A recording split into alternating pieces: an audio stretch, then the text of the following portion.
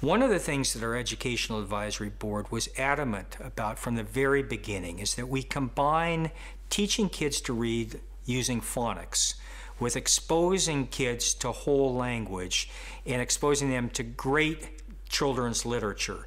So on the one hand, they could be learning how to read. On the other hand, they could be exposed to literature, so they wanted to become great readers to read these great stories.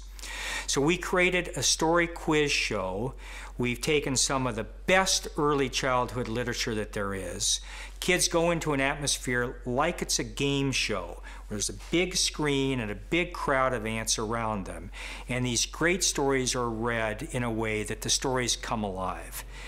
After each page, the little ants turn around and make comments, and they're fun and they're funny about what's happened in the story on that page. And what this is really doing is modeling kids to be thinking about the story as it's being read and about what the characters in the stories might be thinking about or might do based upon what they've learned in that page.